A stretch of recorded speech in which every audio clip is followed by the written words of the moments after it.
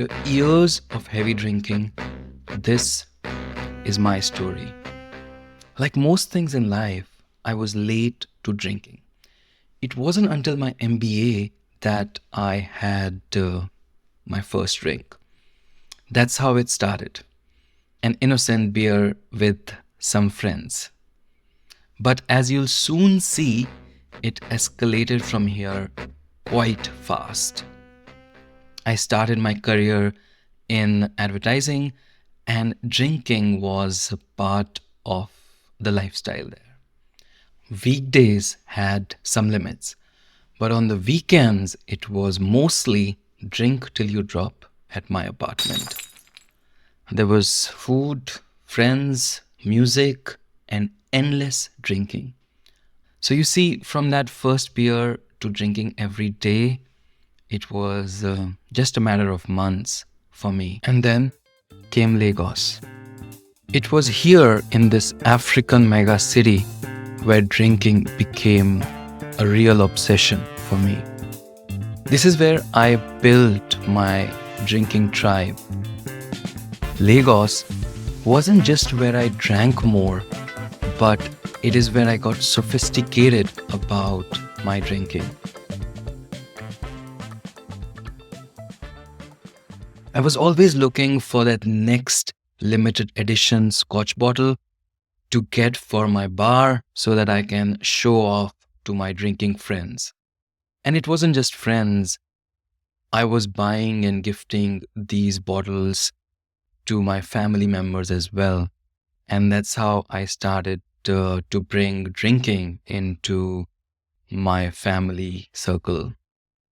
Night after night in Lagos, I remember I would sit on my computer with a few drinks, just wasting time.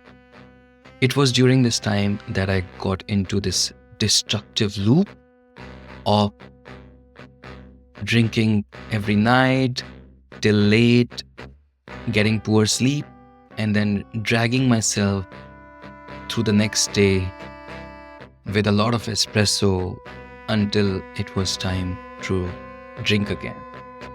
This mix of alcohol and caffeine, I'm sure, was terrible for me, but then finally came the night that broke me. I was with a friend and we finished an entire bottle of scotch. Just the two of us, but then we wanted more. So we went out looking for another bar where we can get more. But to be honest, I barely remember the next bar. I said things, I did things. There were some people who saw me, who knew me. They were so worried for me. They called my wife. There were some phone calls that I saw next day on my phone, which I had no recollection of making. And then the next afternoon, as I was getting up, I just had to ask myself, what am I doing with my life? Is this who I want to be? A drunk who misbehaves or says inappropriate things to people in bars and makes these phone calls that he doesn't remember. That night I decided something has to change. So I decided to cut back.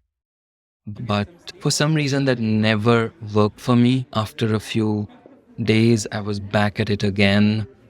When I moved to Canada in 2019, I saw it as another opportunity for a fresh start, another chance to cut back on my drinking. But it did not work. I would meet a friend, just order a beer, and then just order a few more, and always overdoing it, just drinking more. Finally, in the summer of 2019, the big shift happened.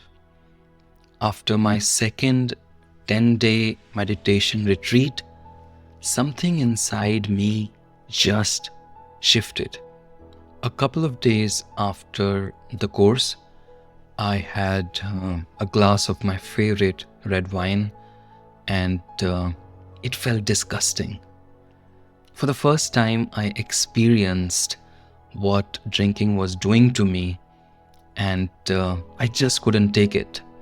So on July 16th, 2019, I decided to quit drinking.